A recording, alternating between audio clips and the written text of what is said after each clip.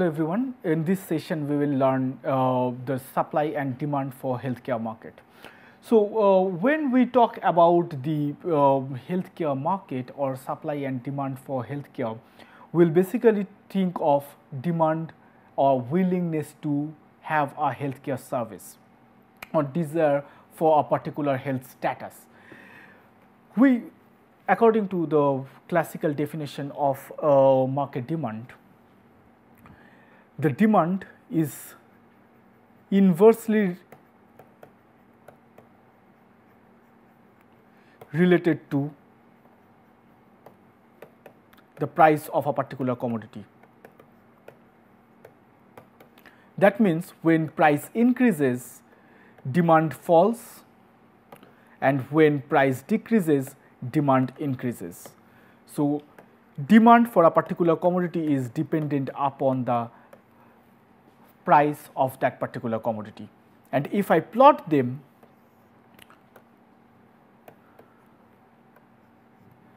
higher the price, lower is the demand, and when price falls, the demand increases.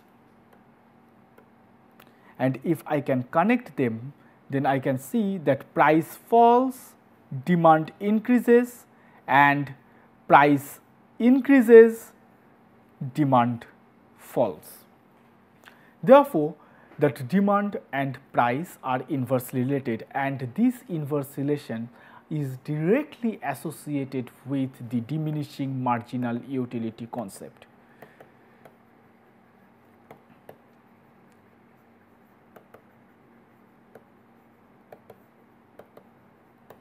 Diminishing marginal utility.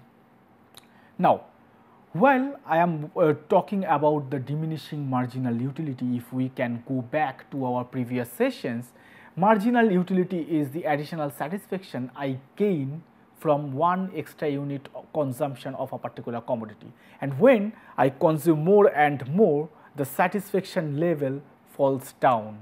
You know, the marginal utility curve falls down, and then the total utility curve gets flatter. Therefore, the marginal utility is decreasing over the consumption of every single unit or extra unit of a particular commodity. Therefore, when I have more of a particular commodity, not only my satisfaction is falling or additional satisfaction is falling, it also says that the demand for that commodity is decreasing. Therefore, with the increase in or with the number of commodity demanded, quantity demanded for a particular commodity, the demand for that, the satisfaction for that commodity also falls. And that is how, as the satisfaction falls, the demand falls, and the demand curve is downward sloping. Now, we have individual demand, which means that in a particular price, how much is the demand for two individuals. If we consider there are two individuals, and then for this price say 10 rupees, how much is the demand? Say for individual 1, the demand is 10 units, for individual 2, the demand is for 5 units. The market demand, which is basically the total demand for all the individuals existing in that particular market, or summed up demand for all the individuals. Therefore, the market demand for individual market demand for that particular market will be determined by the summing up of all the individual demand curves. Therefore, at the same price 10 rupees, if I sum these things up, so 10 plus 5, 15, my demand will be at this here in this market demand curve M. Say at the 5 rupees or at the 15 rupees, my demand was 5 units for consumer 1, whereas for consumer 2 it may be 1 unit.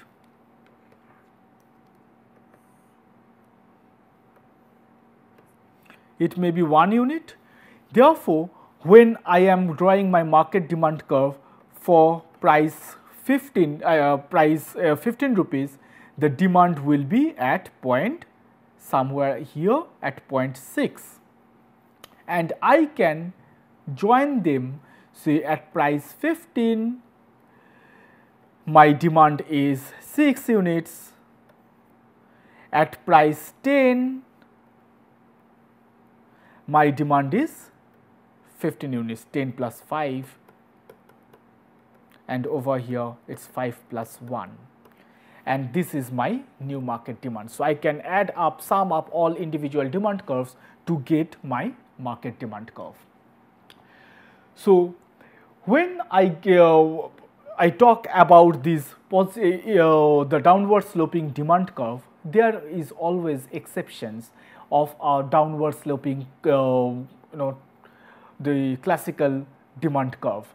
So, those exceptions are often found in even in a traditional market, exceptions of demand curve, and it states that the demand curve will not be downward sloping, or the relationship between price and quantity will not be inverse here, it will eventually be upward sloping and positive. So, this kind of phenomena can be observed in number 1 in Giffen goods, which are named under Sir Robert Giffen. He found when the price of bread falls, the demand for bread also falls. That means the price and demand is going into the same direction. It can happen because those who used to take breads, because the price decreased, their real income increased. Now they can have larger amount of breads, and as bread is an inferior quality commodity, they could shift to a better bread, or a better quality bread. That is where the demand for that bread has decreased. Giffen goods most important characteristics is they are inferior in nature, as well as they do not have many substitutes, or only a few substitutes,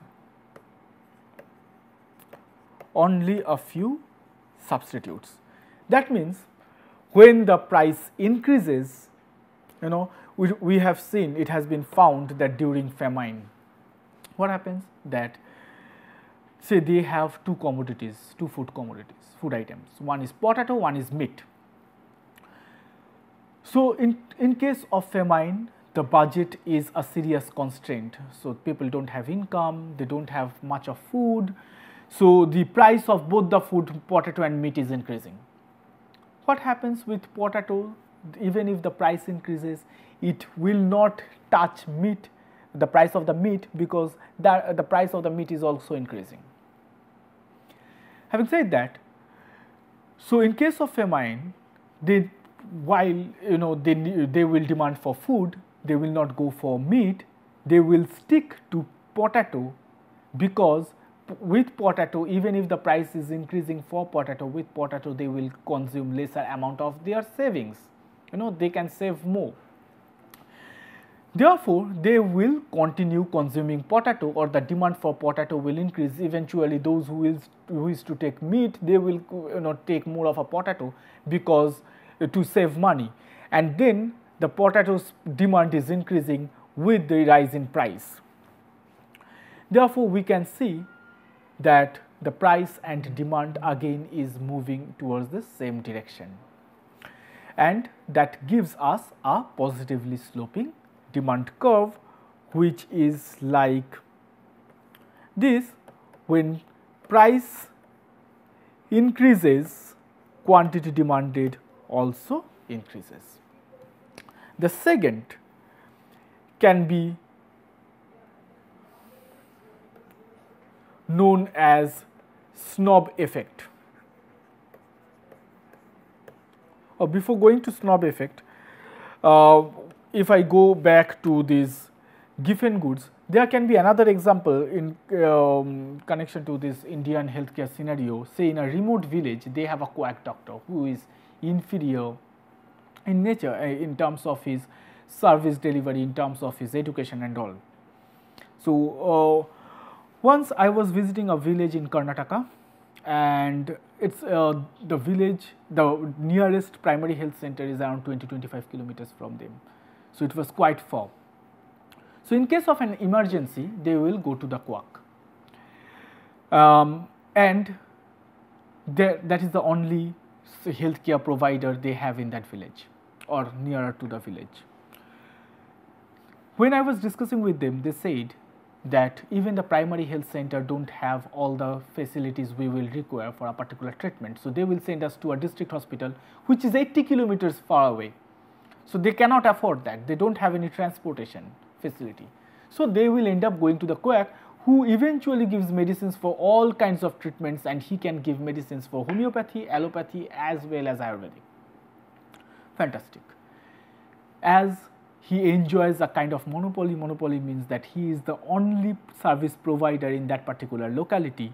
Even if he increases price, say in a particular scenario, if he sees that, okay, I can make some profit because there is a higher prevalence of a particular fever, more number of people are falling sick, so I can increase my fee from 50 to 70 rupees and I can make more money.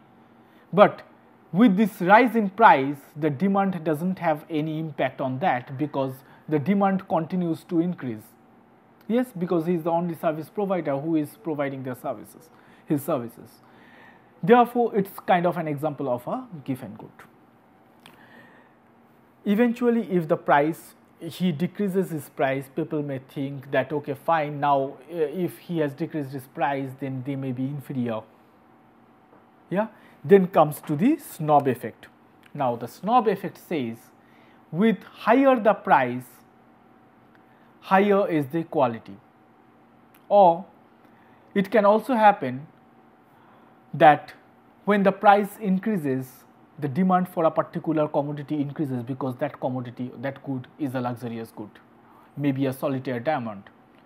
Even if the price is increasing, the demand, what happens in auctions basically, the demand for that particular good also increase. So, again it shows that the price increases and then the demand also increase, price increase and the demand increase, showing a positively sloping demand curve. The next can be Veblen effect. Now, the Veblen effect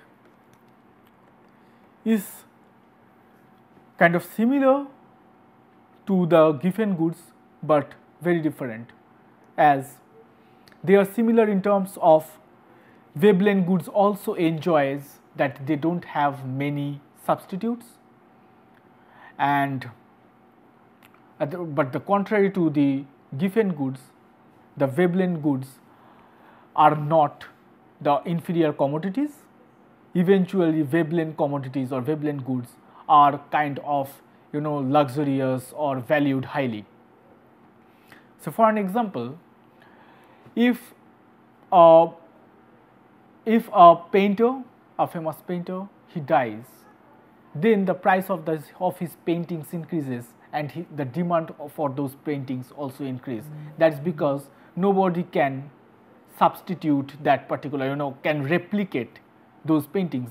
That is the end, there is no close substitute, and he is not going to paint anymore. So, his all paintings, if he is famous, his paintings are really, really valuable, So, it does not have substitutes, but at the same time, because it is worthy, so they will keep it. So, all these are very close to each other.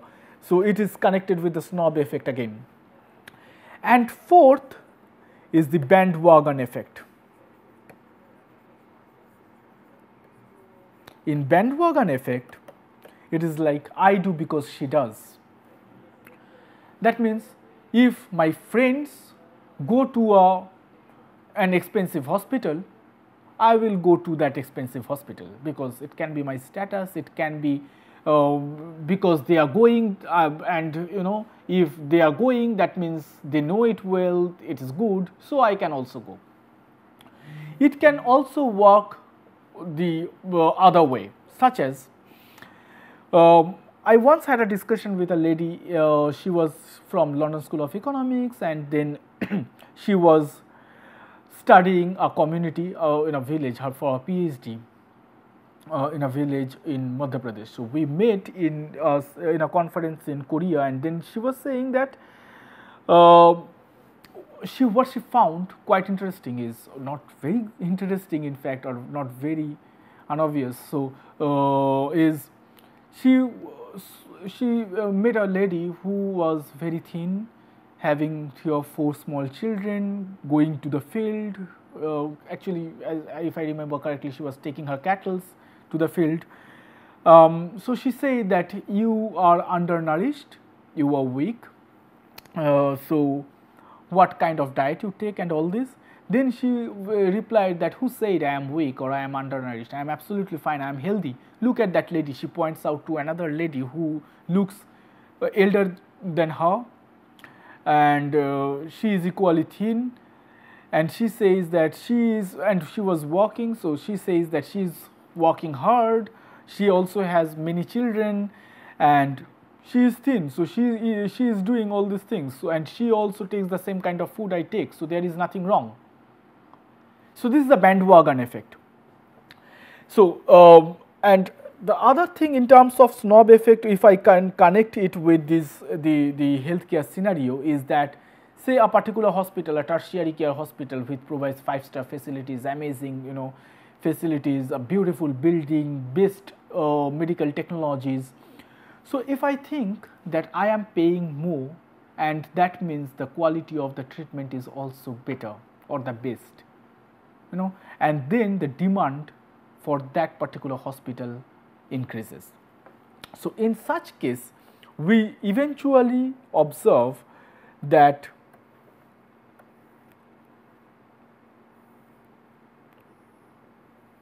for a certain section, if this section shows the poorer communities and this section shows the richer section of the society, then with the price, if the price increases, the quantity demanded increases, and if for the poorer section, if the price increases, the quantity demanded falls. That means for a certain section here, we see that there is a positively sloping demand curve, and for a certain section here, we see there is a negatively sloping demand curve. So, and this can happen because of this snob effect.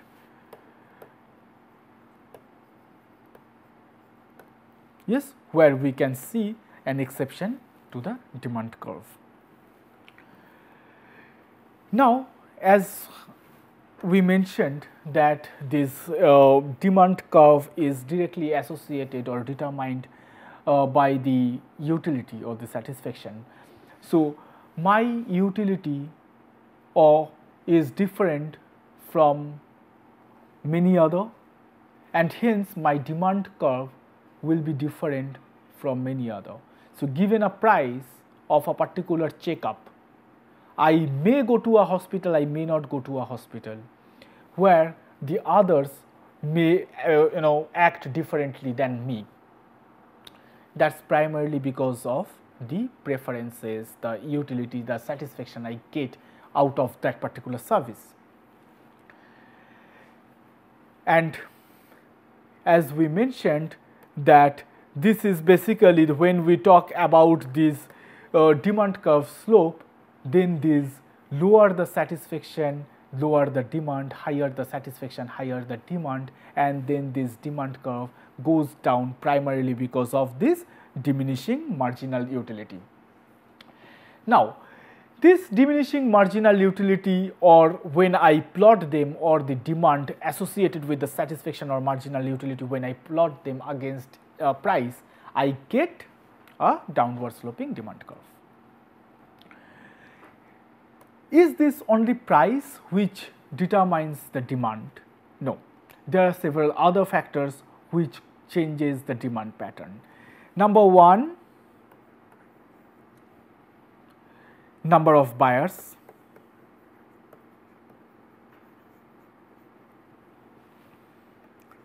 Number two, income.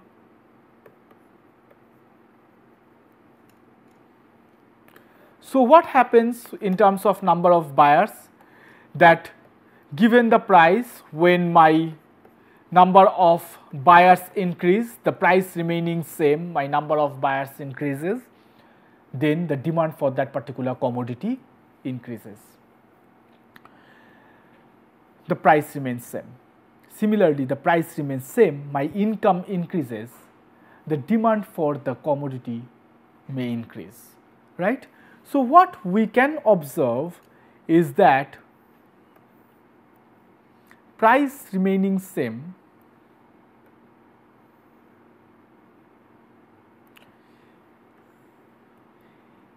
if my income increases,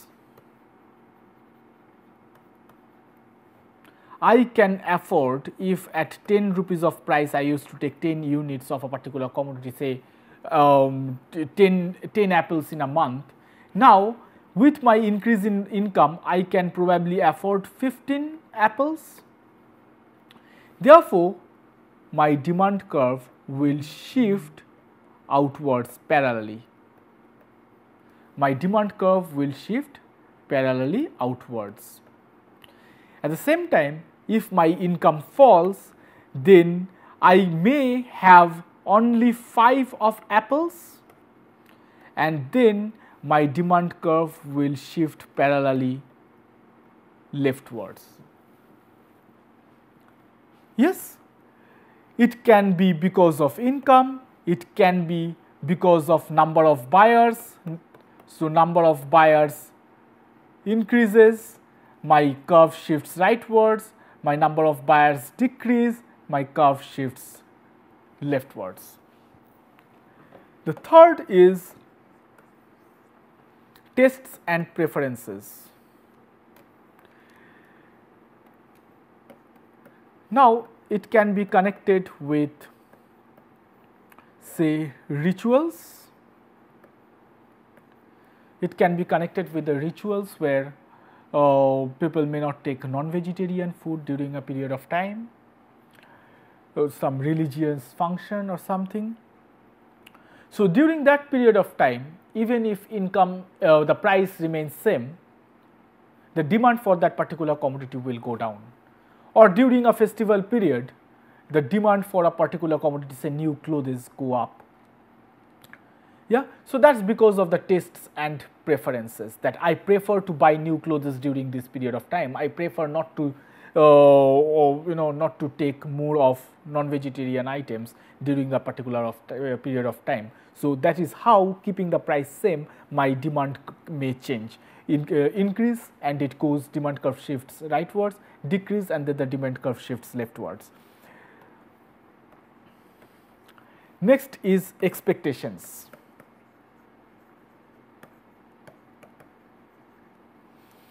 Now what does this expectation mean? This expectation says that, okay, this year I can expect there will be a cooler winter, so, or a longer monsoon or a heavy monsoon that can cause several viral fever or higher prevalence rate of viral fevers. So expecting that scenario, the medical stores may stock more of of this, or demand more of these paracetamols or pediatric medicines. Yes, because the demand, they think that the demand will increase, expecting the demand for paracetamol, or I think that, okay, I have a baby at home, so I will just keep some paracetamol for the pediatric medicines, expecting that there can be a bad weather this year. So the future expectations determine my demand. The next one, or if I expect that the price may go up in the next quarter, say price of gold or price of a certain commodity, or say a new tax is going to be imposed upon a certain medical device. So I will try to get that medical device this month or readily, because, and then if every individual thinks on that line, so the total market demand increases. And the fifth one is the related goods. So these related goods are basically complements and substitutes, complementary goods and substitute commodities, substitute goods. Now, what is substitute goods or complementary goods? Substitute goods are, if I have a commodity, or if there is another commodity which is close or with the same kind of use to what I use now. That means X as a commodity has a similar substitute, similar kind of commodity in Y. If I don't use X, I can use Y. Complementary goods are, if I need to X, Y, I also must use Y. That can be, the contact lens and contact lens solution, your right shoe and left shoe, specs and then the glasses, So these are the complementary goods, where the substitute goods can be two similar medicines from two different companies, right? See, if I take this example now for complementary goods and substitute goods, say first let us take this substitute goods.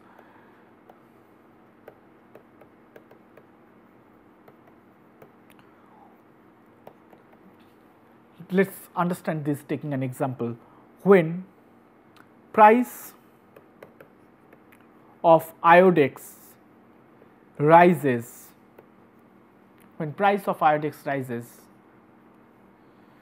quantity demanded for Amrutanjan also increases. That is because when price of iodex increases, the demand for iodex will decrease, and then that will shift to the next substitute goods, and the demand for Amrutanjan will also increase if they move from iodex to Amrutanjan, or say Dolo to Crocin or something like that. Yeah. If I plot them, then I can see price of iodex and quantity of Amrutanjan,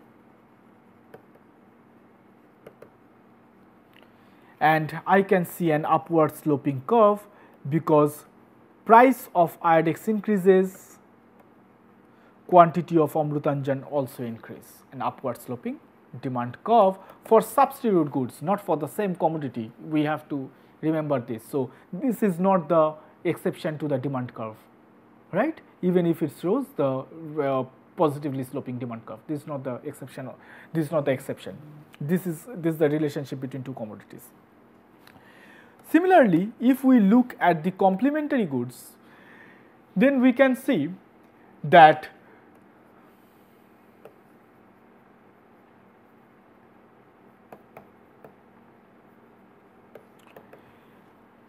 if the price of contact lens increase,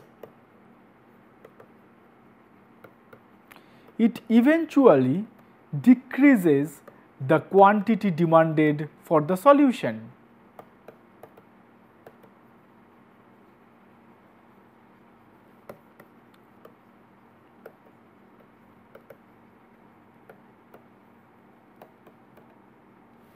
It eventually decreases the quantity demanded for the contact lens solution. Now, why so?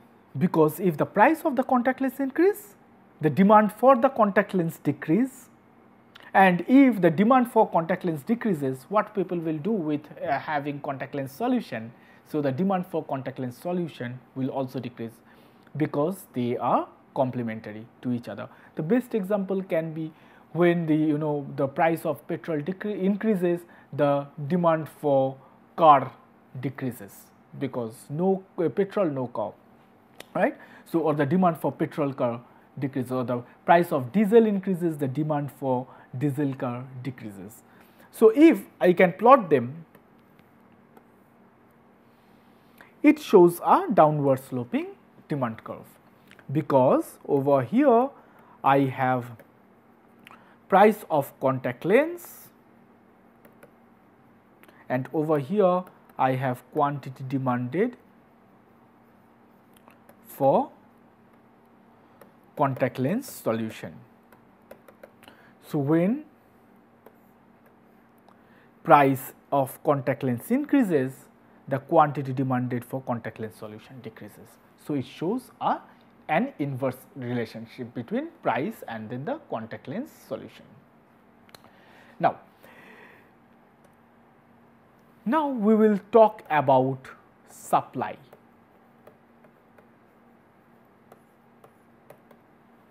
Supply curve, contrary to the demand curve, is positively sloping.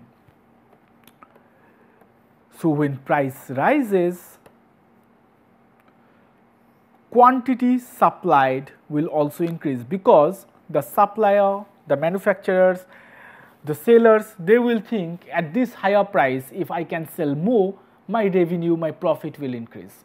So, when price increases, this quantity supplied, QS, you can write it like that, QS, quantity supplied, or you can write like say also increases, and hence it gives you a positive supply curve.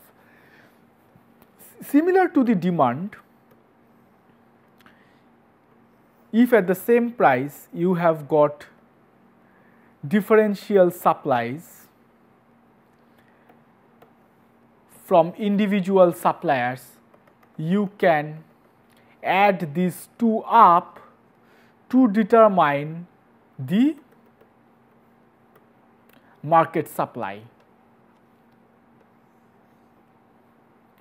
and you can add these two up to determine the market supply, you know. So, at the same price your supply curve is like this. So, this is supply curve from individual one supplier, supply curve from supplier 2, and this is the market supply curve. So, this is the summing up of all these individual supply curves. Now, as we learned that it is not only price which affects the demand, again it is not only the price which affects the supply. So, which are the other factors affect supply? So, we started with number of buyers when we started to find for the factors which affect demand. Here we will talk about the number of suppliers first.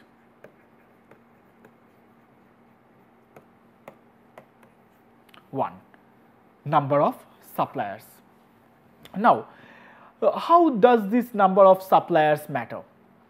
When there is larger number of supplier, there is higher supply given the same price.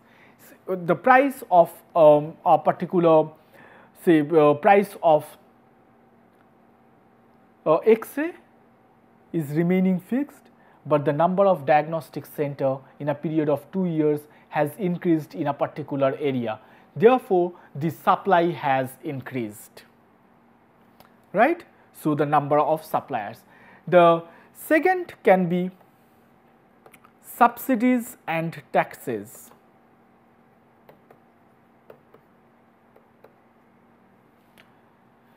If price is same, subsidies is being given by the government on my production process. That means government pays for me, or some amount, some percentage of my cost is covered by the government. Naturally, my cost comes down. When my cost comes down, my relative profit increases, keeping the price same. If my price is 100 rupees and the cost of production is 80 rupees, my profit was 20 rupees, and now my cost of production from my side is 60 rupees because 20 rupees is paid by the government. So keeping the price at 100 rupees, my profit is 40 rupees. So my profit is increasing and I am being encouraged by this subsidy. So what I will do, I will increase the supply or the production of that particular commodity where the keeping the price same, the supply will increase. And that's what this government basically intends to do if there is, if say for an example, the healthcare startups, if they are giving some subsidies or some tax exemption, so their relative cost of production goes down and hence they can produce more and more. Therefore, they encourage giving the tax exemption or the subsidies. The government is encouraging the number of healthcare startups or say the tertiary care hospital or those which are working on non-communicable diseases. Yes, so the subsidies and taxes. Number 3 is technology.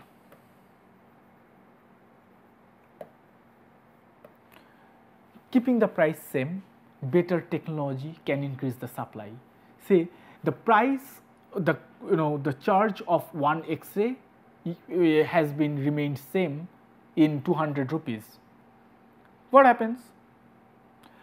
Initially we used to get one big X-ray sheet. Now we get 10 or 5 or 7 multiple X-ray diagrams in one sheet, and that too instantly. That means with the technology I am getting more number of photos at a lesser period of time. So I can, given the time constraint, I can produce more, and given this number of the multiple products at the same time, I am having again lesser cost. My resource cost is going down with the technology. So the supply will eventually increase. If I could produce say 50 X-rays, now I can produce say 300 X-rays. Yeah, with the technology the production can go up. And if I use some mundane old technology, then naturally with the wear and tear, my production will also go down. 4. Other goods. This is primarily talks about again substitutes and complementaries.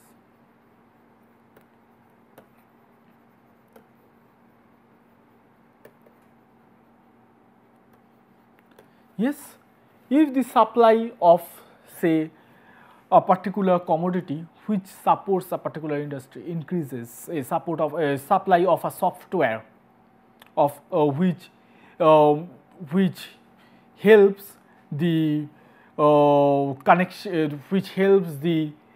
connectivity of different different departments in a hospital. I have developed a software which connects different departments of a hospital under the same platform, and number of these software are increasing.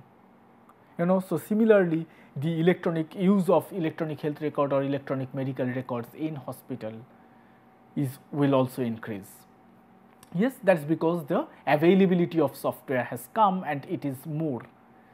So the cost of those softwares will come down and the benefit will be realized and that will be implemented and utilized.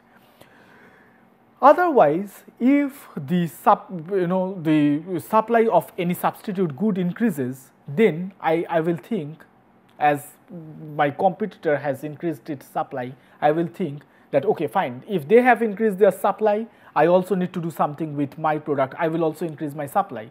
Otherwise, they can overshadow my product. Yeah. So, or the complementary. If the complementary supply of the complementary good increases, then I can think that if they are increasing supply, so they probably have seen that there is the market is expanding. So I will also increase my supply so that I have a balance with my complementary goods. Otherwise, the complementary good will lose its market, which will eventually have an adverse effect on my product. Because if my complementary good loses its market or earns a bad name, my product will also earn. Like say, if the contact lens solutions are earning good name or a bad name, it has a direct impact on the contact lens sales. 5. Cost of resources. If the cost of my resources increase, the cost of my production will increase and my profit will go down. And finally, if my profit will go down, I will reduce my supply. Therefore, these 5 has direct impact on supply of a particular product apart from the price. What we see, as we have seen in case of demand, what we see is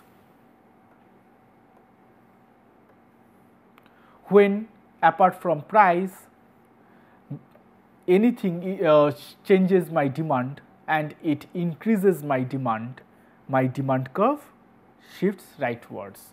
So, in the same price, my quantity demanded increases, but in case of supply, at the same in case of supply, at the same price,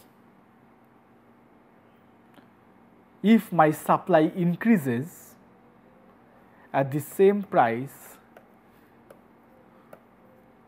if my supply increases, I will shift rightwards. So, both of them are on the right sides, but if you see either on the upward direction or in the downward direction, in case of demand it goes upwards, in case of supply it goes downwards. In case of supply it goes downwards, but primarily both of them are moving rightwards because the quantity is increasing, keeping the price same. If the quantity falls, keeping the price same, then demand shifts leftwards and the supply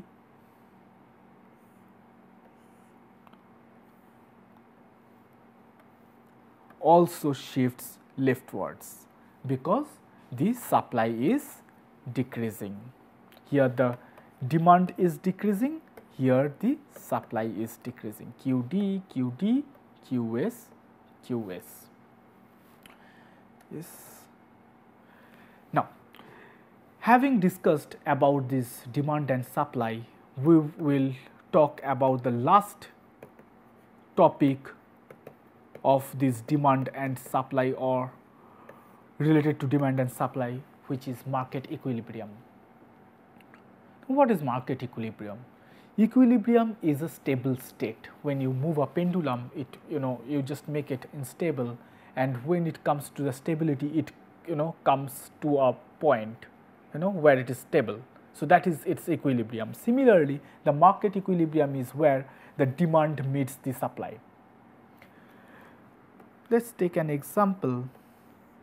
If I plot both the demand and supply curve together, this is my supply curve, this is my demand curve together. In this price with this quantity, my price, my demand and supply is similar.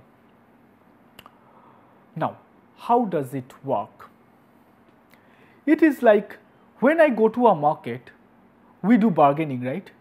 We ask that how much you will give me. What is the price? They may say that it is 10 rupees, a high price. Say they can say that it is 10 rupees, and you can say that 10 rupees is too high, so I will not get at 10 rupees, or I will get only say Q1 amount at this 10 rupees P1. Then they say, no, how much you want? Then you can say, to reduce the price, you can say that I want Q2 amount.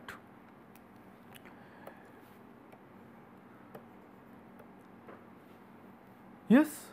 So, and they may say that you can say that at this P2 price, which is very, very low, at this P2 price, which is very, very low, you will say that I can get Q2. You give me at this price, I will get Q2. But it is very low for him. So he says at price P2, I can only give you Q1 amount. But if you can pay me P1, you pay me P1, I can give you this amount. Yes, so you end up in a bargaining. At this point where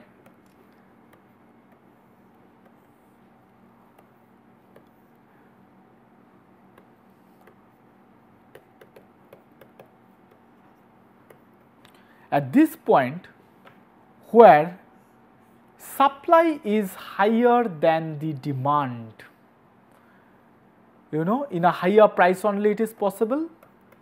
When price is higher, that supply is higher than the demand, then this point is known as surplus because supply is more.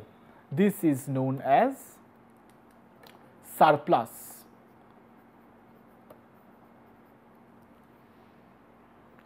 On the contrary, because at this price, high price, the demand will be low, but the supply will be high. On the contrary, if my price is low, over here it's known as shortage because I have a higher demand which the supplier doesn't want to supply me. I have a higher demand which the supplier doesn't want to supply me, but I want that much. So, in that shortage, the supplier wants to supply a very limited amount which doesn't meet my demand or maybe my bare minimum. On a surplus, the supplier charges so high that my demand is not meeting. So, if I have a private hospital which charges too much, so I won't go there, right? And then if I don't have many choices, then probably there is a higher supply, they have all the equipments, all the facilities, but they are charging enormously. So, the supply is there, but the demand is not there. So, there is a surplus, right. So, they need to decrease their price to attract the common people or the community in general. Whereas, there is a person sitting with with not much of medical credibility. So, he charges very low, right. So, there are many people who want to go visit him at that lower rate, lower fee. But the problem is that he is very limited in terms of his ability to cater people. So, the demand is there, but the supply is not there. So, in that case there is a shortage. So, there will always be in these kinds of scenarios. If now in this healthcare system, I was talking about two different market players, but in general when you engage yourself in a bargaining with a particular supplier or a seller, we always come to a consensus that okay, aapka bhi raha, mera bhi raha, you have something, I have something, right. So, we will come to a point where our consensus emerge, that means the demand and then the supply is equal in a particular common price. At that price, what I demand, that is met, and what the supplier wants to supply, that is also met. So, we are on the common point, and then we can have a market equilibrium. Other than whenever there is a shortage, the price will increase because I want to get and then the supplier won't give me. So, it will push the price upwards. Whenever there is a surplus, there is no supply, there is no demand, but the supply is there, and eventually I can't get I can't satisfy my demand, but at the same time the supplier cannot sell their supply. Even if he has everything, he cannot probably sell his entire bounty. So, what happens is that it will again push down the price, and eventually we will emerge in a equilibrium price. We can call it PE or P star with an equilibrium quantity which is QE or Q star, and this is known as the equilibrium market equilibrium, where the demand meets the supply. Thank you.